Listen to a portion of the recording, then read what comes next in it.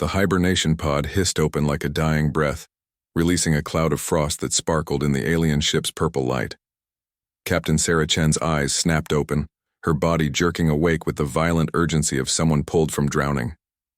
Something was wrong, terribly wrong. She should still be sleeping. The journey to Kepler 442b was supposed to take 37 years. Her internal chronometer, the one surgically implanted behind her left ear, whispered a different story. Only 12 years had passed. Status report, she croaked, her voice raw from the long sleep. The words echoed in the cramped hibernation chamber of the Earth vessel Endurance. Silence. Sarah's training kicked in. She rolled out of the pod, her muscles screaming in protest. 12 years of hibernation had left her weak but not helpless. Never helpless. She was Sarah Chen, former Marine, now captain of humanity's first interstellar colony ship.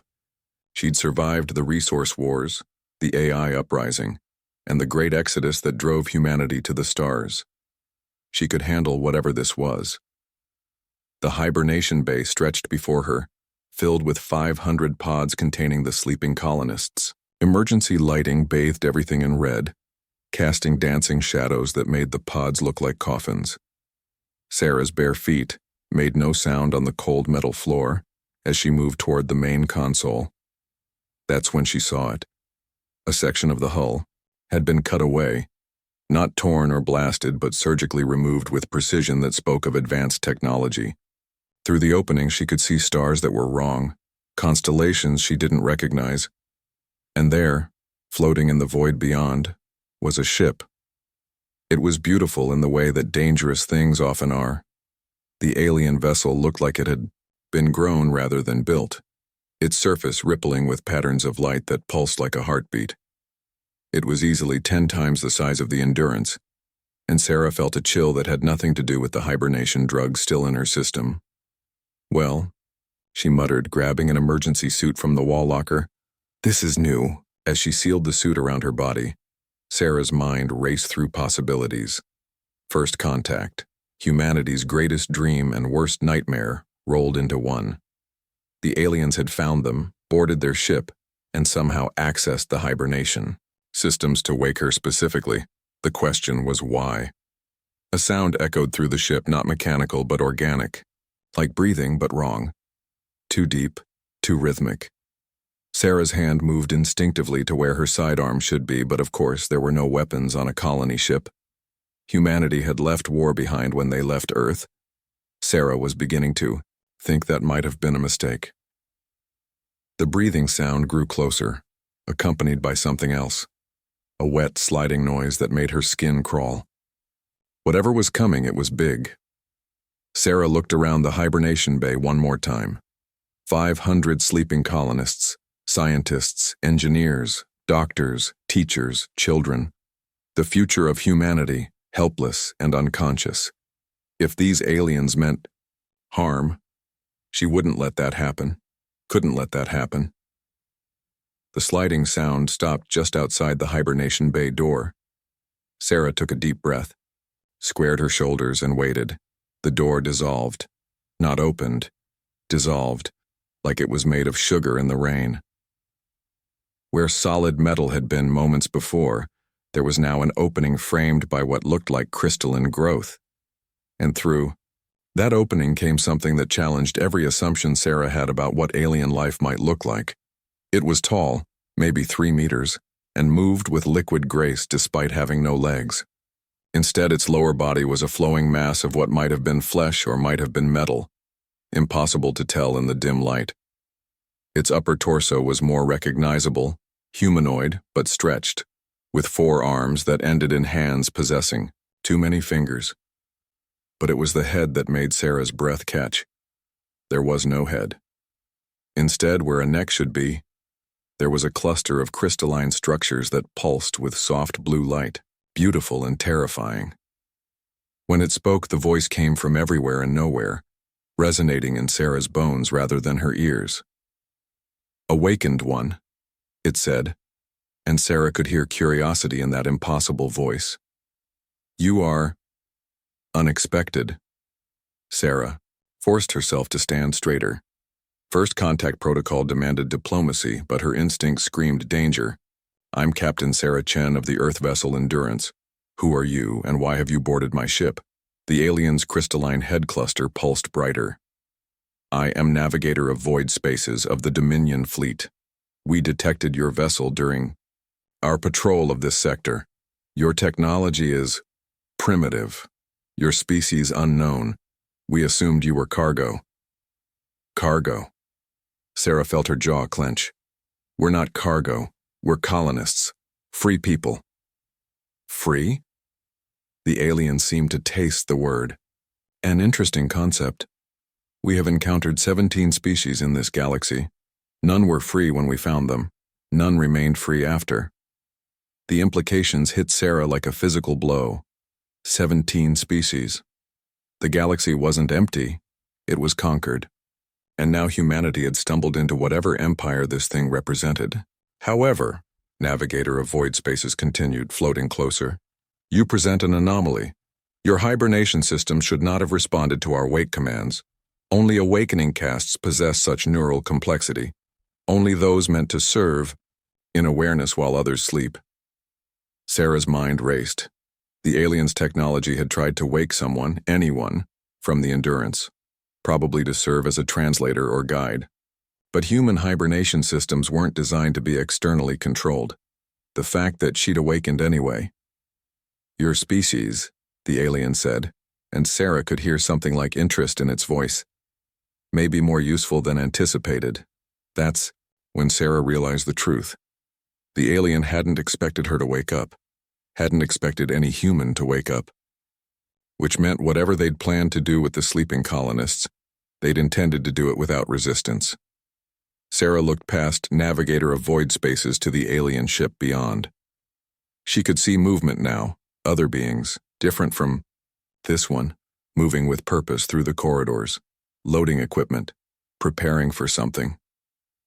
What did you plan to do with us? She asked quietly. Your species shows promise for labor caste duties. The young may adapt to service castes. The elderly and infirm would be processed for biological material. Processed. The word hung in the air like a death sentence. Sarah had fought in wars, seen cities burn, watched humanity tear itself apart in the resource wars. But she'd never faced anything like this, an enemy that saw her entire species as nothing more than raw material. But there was something else in the alien's tone. Uncertainty. It hadn't expected her to wake up, and that had changed something in its calculations. However, Navigator of Void Spaces continued, your awakening suggests your species may possess Dominion-level consciousness. This requires consultation with higher castes. Sarah felt a flicker of hope. Uncertainty meant opportunity. If she could convince them that humanity was more than just another conquered species. I want to speak to your superiors, she said firmly. The alien's crystal cluster pulsed in what might have been amusement. You make demands? How primitive, yet fascinating. Very well, awakened one. You will be brought before War Commander of Fleets. Your words will determine the fate of your species. All of them? All 500 aboard this vessel, yes. As for the rest of your kind, the alien's voice carried something that might have been sympathy. That remains to be seen. Sarah's blood went cold. The rest of her kind. How many other colony ships were out there? How many had already been found? When do we leave? She asked. We do not leave. War Commander of Fleets comes here. Already the command vessel approaches. You have perhaps one of your planetary rotations to prepare your arguments. Navigator of Void Spaces began to retreat toward the dissolved doorway, its lower body flowing like liquid mercury. A word of advice awakened one. War Commander of Fleets has conquered 43 star systems. In each case, the local species pleaded for mercy, offered treasures, promised service. None succeeded in changing their fate. What made them different from us? The alien paused at the threshold. None of them woke up. With that, Navigator of Void Spaces flowed through the opening, which immediately began to reseal itself. the crystalline growths spreading across the gap like living metal. Sarah stood alone in the hibernation bay, surrounded by 500 sleeping colonists and the weight of impossible responsibility. In 24 hours, she would face a being that had conquered nearly 4 dozen civilizations. She had to convince it that humanity deserved to live. The problem was, she had no idea how. But as Sarah looked around at the sleeping faces, young and old, every skin tone, every background, united only in their hope for a new world, she felt something she hadn't experienced since the darkest days of the resource wars. Pure, focused rage. Humanity had clawed its way up from caves and savanna, survived ice ages and plagues, wars and disasters. They'd split the atom, touched the stars, and refused to die even when their own world could no longer sustain them. If this war commander thought humans would go quietly into extinction, it was about to learn something new about the species it had awakened. Sarah Chen had 24 hours to prepare for the most important conversation in human history. She intended to make them count. Sarah's first task was inventory. Not of supplies or equipment, those had become irrelevant the moment the aliens boarded, but of people. Who among the 500 sleeping colonists might be useful in the desperate gambit she was already formulating? The ship's computer had survived whatever the aliens had done to board them, though Sarah suspected that was intentional. Navigator of void spaces struck her as the type of being that liked to understand its prisoners. The fact that it had left her access to the ship's systems suggested either confidence or curiosity. Sarah hoped it was curiosity. Hope required something to work with. She pulled up the colonist manifest on a portable tablet, her fingers flying through the data. Dr. Elena Vasquez, xenobiologist, age 34. Dr. James Okafor, quantum physicist, age 41. Maria Santos, diplomatic attaché, age 29. Commander Jake Morrison, former Navy, age 36. Wait. Sarah paused at Morrison's file. She remembered him from the selection process, a career military officer who'd been chosen to lead the colony's security forces. If anyone might understand the tactical situation they were facing, it would be him. But waking additional colonists carried risks. The aliens expected her to be alone, the single awakened representative of her species. Surprises could go either way. They might demonstrate human adaptability, or they might be seen as deception. Still, facing a war commander alone seemed like suicide. Sarah made her choice. If humanity was going to fall, it wouldn't be because she'd been too cautious. The process of manually awakening someone from hibernation was complex and dangerous. The pods were designed for gradual revival, not emergency awakening. But Sarah had trained for every contingency, including catastrophic system failures that might require manual intervention. Commander Morrison's pod hissed open 20 minutes later, releasing its cloud of crystallized breath. The man inside convulsed once, then went still. For a terrifying moment, Sarah thought she'd killed him. Then his eyes opened. "Report," Morrison said automatically, his voice stronger than Sarah's had been. Military conditioning ran deep. "We've been boarded by aliens," Sarah said without preamble. "Hostile. I need you functional in 10 minutes.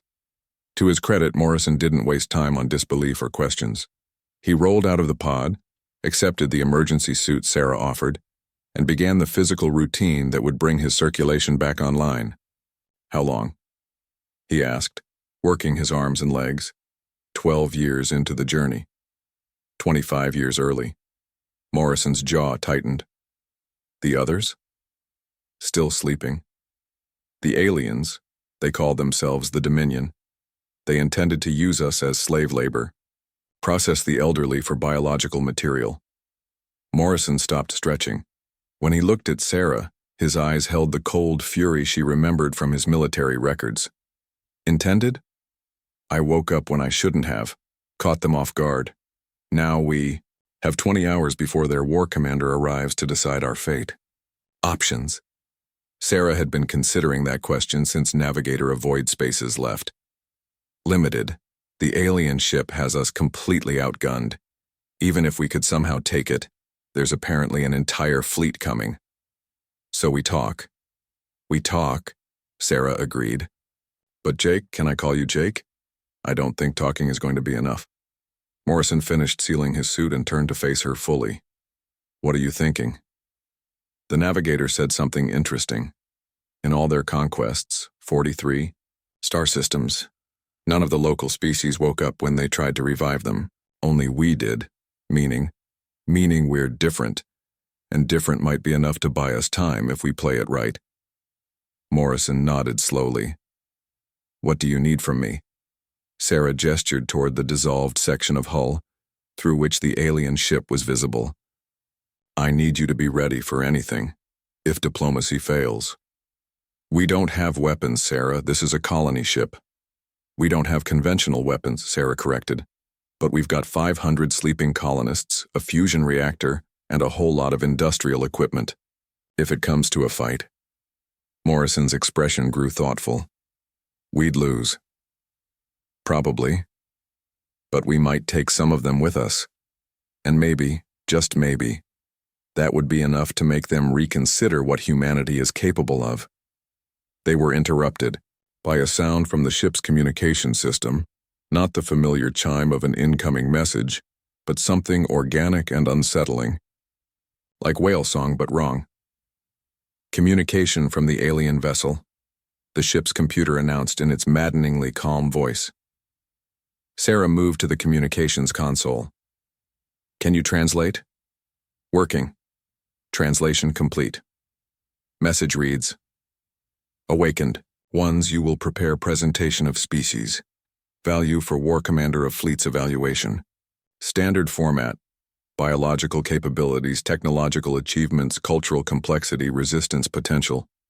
Warning, deception will result in immediate processing of all specimens. Morrison whistled softly. They want us to make a case for why humanity should survive. Like a job interview, Sarah said grimly. Except if we fail, everyone dies. Another message followed. Additional data. War Commander of Fleets arrives in 18.7 local time units. Presentation chamber will be provided. Awakened ones may bring relevant materials. The communication ended with a sound like breaking glass. Sarah and Morrison looked at each other. 18.7 local time units. Given the alien ship's apparent size and technology, that probably meant hours, not days. Right, Sarah said, moving toward the ship's data core. We need to put together the most compelling presentation in human history. Everything we are, everything we've achieved, everything we might become. And our resistance potential? Morrison asked quietly. Sarah paused. That was the interesting part. Most conquered species probably tried to hide their military capabilities, make themselves seem harmless. But the aliens had specifically asked about resistance potential. We tell them the truth, she decided. We show them exactly what humans are capable of when cornered. Morrison smiled, and it wasn't a pleasant expression. That might be a very long presentation. For the next 6 hours, they worked with desperate efficiency. Sarah compiled the greatest achievements of human civilization: art, music, literature, science, exploration. Morrison focused on the darker necessities: military history, technological innovation born from conflict, the stubborn refusal to surrender that had carried humanity through every crisis in its history. They were interrupted twice by alien visitors, not navigator of void spaces, but other beings. A tall insectoid creature that scanned the sleeping colonists with instruments that hummed with energy. A being that looked like living crystal, which examined the ship's computer systems with hands that passed through solid matter. Each visitor ignored Sarah and Morrison completely, as if they were furniture. That was either good, they weren't seen as threats, or very bad indeed. As they worked, Sarah found herself thinking about the 24 other colony ships that had launched from Earth in the years following the Endurance. Were they still in space, unaware of the Dominion? Had some already been found and processed? The thought made her work faster. By the time the alien communication system announced the arrival of War Commander of Fleets, Sarah and Morrison had assembled what might have been the most comprehensive overview of human civilization ever created. History, science, art, philosophy, Military doctrine. Everything that made humanity worth preserving. Everything that made humanity dangerous. The question was whether it would be enough. Through the breached hull they could see the new arrival, a ship that dwarfed even the alien vessel that had captured them. It was massive beyond comprehension, a structure that seemed to bend space around itself. Sarah had seen Earth's largest space stations, but this thing could have swallowed them like minnows. "That's our audience," Morrison said quietly. Sarah nodded, gathering their compiled data. "Remember the plan? We show them we're valuable, but more importantly, we show them we're dangerous. Make them think twice about what conquest might cost them." "And if they don't care about the cost?" Sarah looked around the hibernation bay one more time, at the sleeping faces of humanity's future. "Then we make sure they remember us." The ship shuddered as something latched onto its hull. Moments later, a new voice echoed through the communication system, deeper than Navigator of Void Spaces, carrying an authority that seemed to press against Sarah's bones. "Awakened ones, you will present yourselves." Sarah took a deep breath. Time to save the human race or die trying. The transport that carried Sarah and Morrison to the command ship was unlike anything in human experience. There were no visible controls, no apparent propulsion system, just a smooth sphere of what looked like liquid metal that somehow maintained breathable atmosphere while moving through vacuum. Through the transparent walls, Sarah watched the Endurance shrink behind them, a fragile seed carrying humanity's hopes through an increasingly hostile galaxy. The alien command ship grew larger ahead, its surface rippling with patterns of light that hurt to look at directly. "Ever negotiate with someone who's conquered 43 civilizations?" Morrison asked quietly. "First time for everything," Sarah replied, though her mouth was dry. Through their portable speakers they could hear the translation system working overtime, processing alien communications from across the massive vessel. Hundreds of voices, dozens of species, all bent to the will of whatever they were about, to meet. The transport docked with barely a sensation of contact. The walls dissolved around them, revealing a corridor that stretched beyond sight. The architecture was wrong in subtle ways. Too tall, too narrow, angles that didn't quite make sense to human eyes.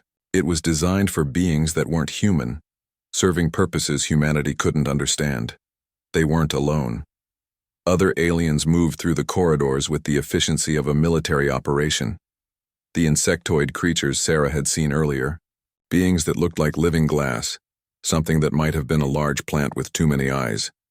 All of them ignored the two humans completely. "We're specimens," Morrison realized. "They're not treating us like diplomats or prisoners. We're curiosities being brought for examination." Sarah nodded grimly. It was actually useful information. Specimens weren't typically executed without study. That gave them leverage if they could figure out how to use it. Their path through the ship revealed its impossible scope. They passed chambers filled with equipment that pulsed with alien energies, vast spaces where beings worked on projects that defied human understanding, galleries that held what might have been art or might have been weapons. And everywhere they went, Sarah saw the same thing, a functioning civilization built on the bones of conquest. Different species working side by side, but not as equals. The hierarchy was clear in every interaction they witnessed.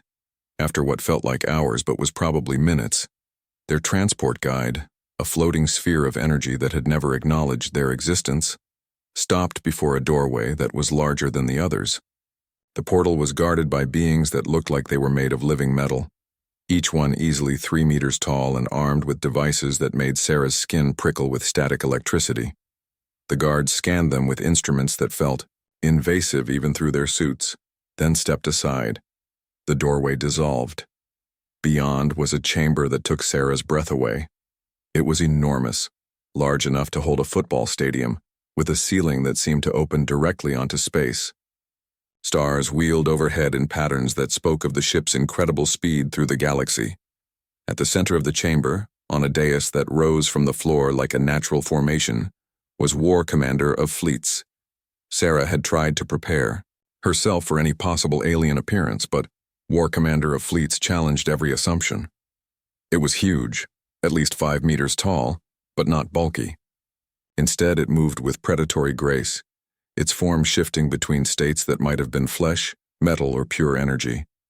Sometimes it looked almost human, other times utterly alien. But it was the presence that was overwhelming. Power radiated from War Commander of Fleets like heat from a fire, making it clear that this being commanded not through political maneuvering but through absolute dominance.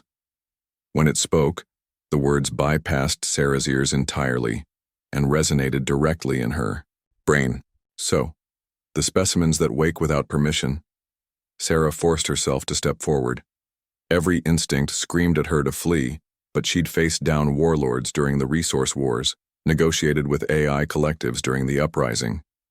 She knew how to project strength even when terrified. War Commander of Fleets, she said formally. I'm Captain Sarah Chen, representing the human species. This is Commander Jake Morrison. We come seeking peaceful coexistence. The alien's form solidified into something more recognizably humanoid, though still wrong in fundamental ways. When it smiled, Sarah saw teeth that looked designed for tearing metal.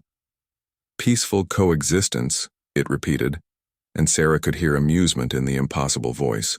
An interesting phrase. Tell me, Captain Sarah Chen, what do you know of the galaxy you have entered? Very little, Sarah admitted. Until today, we believed we might be alone. Alone. War Commander of Fleets gestured with one of its shifting appendages, and the air above them filled with images. Star maps, Sarah realized, showing the local arm of the galaxy. 43 systems under Dominion control, 17 species pacified, billions of beings contributing to the greater purpose. The images shifted, showing worlds Sarah couldn't identify, cities that stretched across continents, space stations that dwarfed Earth's moon, fleets of ships that could blot out stars. This is what civilization looks like when properly organized, War Commander of Fleets continued.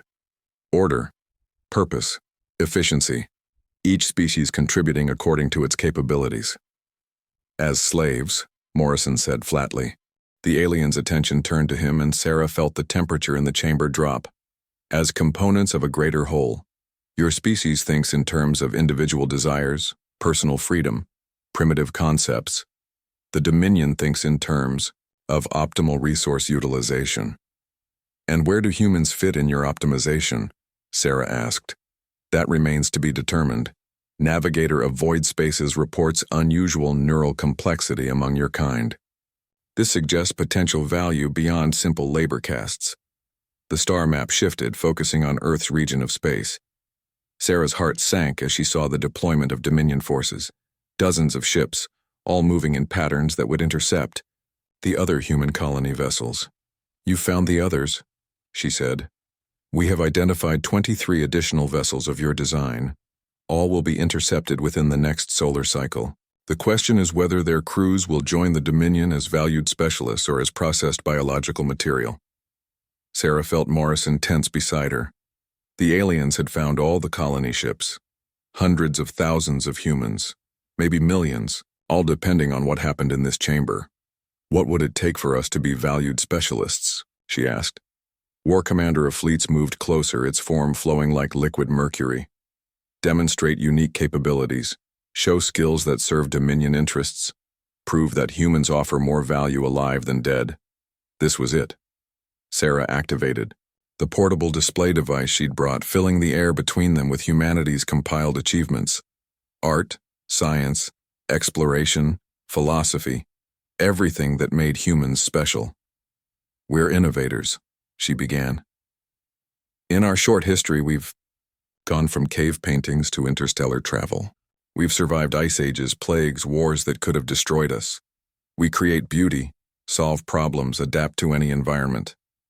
The displays showed human achievements, the paintings of Lascaux, the pyramids, the first flight, the moon landing, the development of faster-than-light travel, music from every culture, scientific discoveries that had unlocked the universe's secrets. War Commander of Fleets watched without visible reaction. Adequate, it said when Sarah finished, but not unique. The Villani create superior art. The Korthak exceed your scientific achievements. The Dazari adapt more efficiently to hostile environments. Sarah felt her heart sink, but Morrison stepped forward. "Show 'em the wars," he said quietly. Sarah hesitated. This was the dangerous part of their plan. But they'd agreed. If peaceful, achievement wasn't enough. They'd have to demonstrate humanity's other face. She changed the display. Now the air filled with humanity's conflicts. Not glorified or sanitized, but raw and honest. The trenches of World War I, the atomic fire over Hiroshima, the urban warfare of the resource wars. Humans fighting with desperate courage against impossible odds, refusing to surrender even when facing extinction. "We don't just adapt," Morrison said, his voice carrying the authority of someone who'd lived through humanity's darkest chapters. "We fight. Every time someone tried to conquer us, we made them pay for it." The display showed the AI uprising, humans facing mechanical intelligences with vastly superior processing power, fighting a war that should have been over in days but lasted 3 years through sheer bloody-minded persistence. "We've been invaded, conquered, enslaved, and betrayed," Sarah continued. "But we've never stayed down. Every time someone thought they'd broken us, we came back harder." War Commander of Fleets leaned forward, and Sarah saw something new in its alien features. Interest. Continue. Morrison activated his own display, showing tactical analyses of human military doctrine. "We're not the strongest species, or the smartest or the most technologically advanced, but we're the most stubborn. When cornered, humans don't surrender. We escalate." The images showed human innovations born from desperation, weapons that turned civilian technology into military assets, tactics that had held off superior forces through cunning and will, the development of scorched earth strategies that made conquest Pyrrhic. During the resource wars, Sarah said, one human city held out against a siege for 4 years. When it finally fell, the defenders had turned the entire urban area into a trap. The conquerors took the city, but it cost them so much that they never attempted another siege. The AI uprising ended when we developed logic viruses that could turn their own intelligence against them, Morrison added. We couldn't outthink them, so we taught them to think themselves to death. War Commander of Fleets was fully focused now, its shifting form stabilizing into something predatory and alert. You're telling me that humans are dangerous. We're telling you that humans are survivors, Sarah corrected. Put us in labor camps and we'll organize resistance movements. Try to process us for biological material, and we'll sabotage your equipment. Attempt to break our spirits and we'll find ways to fight back that you've never imagined. The Dominion has experience with rebellious species. Not like us, Morrison said flatly. Because we don't just rebel, we learn. Every time you defeat us, we study how you did it. Every weakness you reveal, we remember.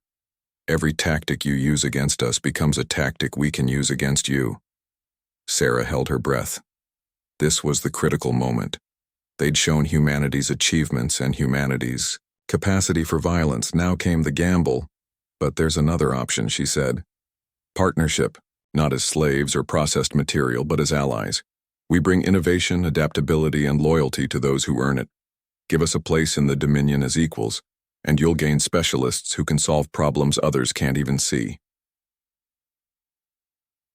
War Commander of Fleets was silent for long moments, its form shifting through configurations that might have indicated thought, or might have been preparation for attack. Finally, it spoke. Interesting. Your species presents an unusual profile. High innovation potential, coupled with extreme resistance to subjugation. This creates a decision matrix the Dominion has not previously encountered. Sarah felt a flicker of hope. However, War Commander of Fleets continued. The Dominion does not negotiate with potential resources. There will be a test. What kind of test? The alien smile returned and Sarah's blood went cold. Survival. The chamber around them dissolved without warning, replaced by something that made Sarah's eyes water trying to process it. They stood in what might have been an arena, but one designed for beings that thought in more than 3 dimensions. The floor curved up into walls that became ceiling, while transparent barriers revealed viewing areas filled with alien observers. War Commander of Fleets now towered above them on a platform that hadn't existed moments before, its form crackling. with energy that made the air taste of copper and ozone. The test of civilizations, it announced, its voice carrying to every corner of the impossible space. 43 species have undergone this evaluation. 17 passed and were granted the honor of serving the Dominion. 26 failed and were processed for their biological and technological resources. Sarah felt Morrison tense beside her. What does the test involve? Survival and innovation under controlled adversity. You will face scenarios that have historically challenged developing civilizations. Your responses will be evaluated for strategic thinking, resource utilization, adaptability, and combat effectiveness. The arena shimmered, and suddenly Sarah and Morrison stood in what looked like the command bridge of a starship, but not one of human design. The controls were alien, the displays showed symbols they couldn't read, and through the forward view screen they could see another ship approaching fast. Scenario 1, War Commander of Fleets announced. First contact with hostile unknown species. Your vessel is damaged, weapons offline, shields failing. The approaching ship has already destroyed 3 of your scout vessels. Standard response protocols have proven ineffective. Demonstrate adaptation. Sarah moved to what looked like a command console, Morrison taking position at what might have been weapons control. The alien symbols meant nothing to them, but the universal language of emergency situations transcended species barriers. Warning lights, the sound of systems failing, the vibration of a ship under stress. Jake, can you make sense of any of this? Morrison's hands flew over controls that responded to touch, bringing up displays that might have been tactical readouts. Weapons are definitely offline. Whatever's left of our shields won't last long against another attack. The approaching ship fired, and the arena shook around them. Whatever this simulation was, it felt utterly real. Sarah could smell ozone from overloaded circuits, feel the deck plates vibrating under her feet. Think. The test wasn't about their ability to use alien technology. War Commander of Fleets would know they'd never seen these systems before. It was about how humans responded to impossible situations. Communications, Sarah said suddenly. Jake, find anything that might be a communication system. Why? They've already demonstrated hostile intent. Because humans don't just fight or surrender. We negotiate, even with enemies. Morrison found controls that brought up what looked like a communication interface. Sarah began manipulating symbols at random, broadcasting on every frequency the system could produce. The attacking ship held fire. Got their attention, Morrison observed. Sarah continued her transmission using the oldest form of communication she could think of. Mathematics. Prime numbers, the Fibonacci sequence, pi calculated to 10 decimal places, universal constants that any spacefaring species would recognize. The alien ship responded with its own mathematical sequence, and Sarah felt a surge of hope. Communication was possible. But War Commander of Fleets wasn't impressed with simple first contact protocols. The scenario shifted around them. Now their ship was under attack by multiple enemies, their communication having been interpreted as weakness. The mathematical dialogue had bought them time, but not safety. Adaptation required, Morrison said, grimly, watching the tactical display as 3 ships closed on their position. Sarah looked at the alien controls, thinking furiously. Humans had faced this scenario before, outnumbered, outgunned, with no hope of victory through conventional means. How had they survived? Jake, what's the one thing humans do that other species might not expect? Morrison understood immediately. We cheat. Sarah began inputting commands she didn't understand, following intuition and the patterns she could see in the alien interface. If this was a simulation, it had to be running on some kind of computer system. And if there was one thing humans had learned from the AI uprising, it was how to turn technology against itself. Instead of trying to fight the attacking ships, Sarah began broadcasting their own sensor data back at them, a feedback loop that would overwhelm their targeting systems with their own reflected signals. It was a desperate gambit based on principles she hoped were universal. It worked. The attacking ships found themselves firing at ghost images while their real target slipped away into sensor shadows, created by their own scans. The arena shifted again. Scenario 2. War Commander of Fleets announced. And now they stood in what looked like a war room. Maps covered the walls, alien geography but clearly showing military movements. Enemy forces vastly outnumbered friendly ones. Total warfare against superior opponent. Your species faces extinction. Conventional military resistance has failed. Demonstrate final strategic options. Sarah studied the maps, recognizing the pattern even though the geography was alien. A smaller force surrounded by enemies cut